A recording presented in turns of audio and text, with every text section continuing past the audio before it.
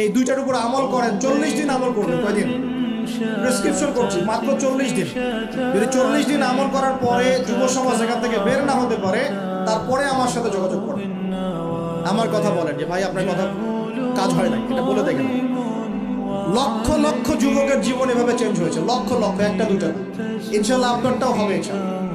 প্রিয় যুবক ভাই, আপনার সলিউশন এই বেকারত্ব, মাদক, মেয়ের প্রতি আসক্তি, হ্যাঁ, হতাশা, চাকরি না পাওয়া, এই যে ব্যাপারগুলো, পারিবারিক চাপ, হ্যাঁ, তারপরে আপনি মাঝে মাঝে হয়তো একটু এগ্রেসিভলি একটু গুন্ডাগার্দি করছেন, নাউজুবিল্লাহ, এই যে প্রবলেমসগুলো, এগুলো সলভ আপনাকে দুটো জিনিস করবে। এক, আপনি জাস্ট 5টা ওয়াক্ত নামাজ জামাতে পড়ার চেষ্টা করুন। একটা 5 ওয়াক্ত মানে 5 ওয়াক্তই, মানে আপনাকে ফজরে উঠতে হবে, এশার নামাজও পড়তে হবে। ফজরে উঠতে হলে যদি আপনাকে সারা রাত জেগে থাকতে হয় তাহলে জেগে থাকবেন, যদি আর্লি ঘুমাতে হয় তাহলে আর্লি ঘুমাবেন। দুইটা সলিউশন। মানে এখন তো অনেকেই রাত চলে যায় 3টা, 3:30, 4টা পর্যন্ত জেগে থাকে, কারণ এখন তো দিন রাত হয়ে গেছে, রাত দিন হয়ে গেছে, তাই না? এটা ক্ষেত্র বিশেষে জায়েজ হতে পারে, কিন্তু সবসময় এটা করা যাবে না।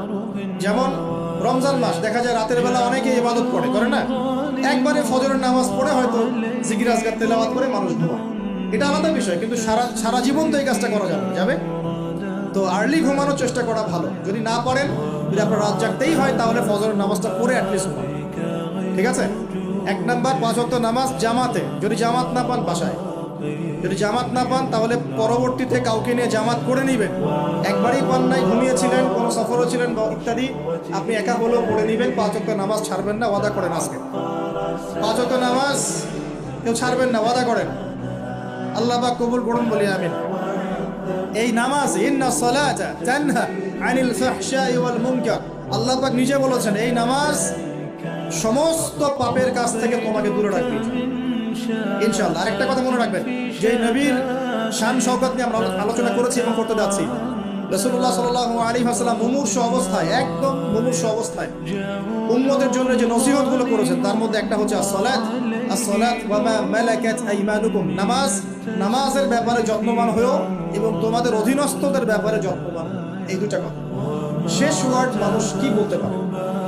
আপনার বাবা যখন ইন্তেকাল করেছেন, হয়তো শেষ কথা বলেছেন তোর মাকে দেখিস, ঠিক আছে, তোর বোনদেরকে দেখিস, বাবা আমার এই বিষয়গুলো আমি ছেড়ে গেলাম, তুই দেখিস। আচ্ছা, আছে না এমন? মা অনেকে চলে গেছে, মা শেষে বলেছে বাবা ছোট বোনটাকে দেখিস। আপনি লাস্ট কথাকে কত বেশি গুরুত্ব দিয়েছেন? যাদের পিতামাতা চলে গেছে এবং শেষ সময় তারা কাছে থাকার সৌভাগ্য ছিল, তারা কিন্তু বুঝতে পারে শেষ কথার কত গুরুত্ব আছে কি নাই, গুরুত্ব আছে কি নাই। শেষ কথা মানুষ সবচেয়ে কঠিনভাবে মনে রাখে কি না? নবী সাল্লাল্লাহু আলাইহি ওয়াসাল্লাম আমাদের সবার নেতা, আমাদের নবী, আমাদের আদর্শ, আমাদের সবচেয়ে উসওয়াতুল হাসানাহ, যাকে আল্লাহ পাক এই পুরো রাহমাতুল লিল আলামিন হিসেবে সৃষ্টি করেছেন। উম্মতের সমস্ত কবিরা গুনাহগার মানুষের জন্য সুপারিশ করে আল্লাহর হুকুমে তাদেরকে জান্নাতে নিয়ে যাবেন ইনশাআল্লাহ।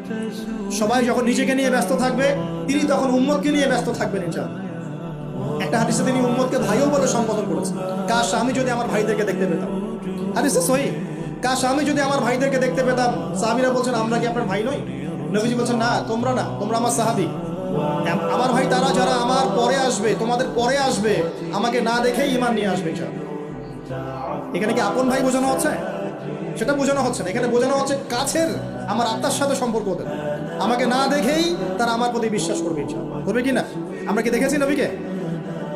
এই মহান ব্যক্তিত্ব জীবনের শেষের দিকে আমাদেরকে নসিহত করেছেন, as-salat, নামাজ ধরে রাখো, নামাজ ধরে রাখো। ওয়া মা মালাকাত আইমানুকুম, এবং তোমাদের অধীনস্থদের ব্যাপারে সতর্ক থাকো। অধীনস্থ মানে কি?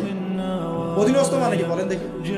আপনার স্ত্রী আপনার অধীনে থাকে, সন্তান সন্ততি অধীনে থাকে না? থাকে।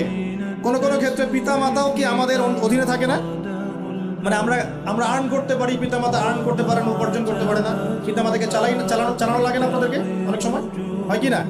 অধীনস্থ মানে আপনার আন্ডারে যে মানুষরা আছে, এই মানুষদের ব্যাপারে, তাদের হকের ব্যাপারে সতর্ক থাকবে। কে বলেছেন এটা? আচ্ছা, এখান থেকে নামাজের গুরুত্ব বুঝতে পারলাম কি? যুব সমাজের সলিউশন 1 নাম্বার 5 ওয়াক্ত নামাজ জামাতে পড়ার চেষ্টা করবেন, আল্লাহ পাক তৌফিক এনায়েত করুন, বলি আমিন। 2 নাম্বারটা হচ্ছে, আমার সামনে একটা কিতাব আছে, কিতাবটার নাম কি? সবাই পড়তে জানি? কারা কারা পড়তে জানেন না? অনেস্টলি হাত তোলেন দেখি। জানেন না? আপনারাই জানেন না? আচ্ছা ঠিক আছে, বসেন, শরমের কিছু নাই। যারা জানেন না ওয়াদা করেন যে আগামী রমজান মাসে, এই রমজান মাসের মধ্যেই কোরআন তেলাওয়াত করা শিখবো ইনশাআল্লাহ।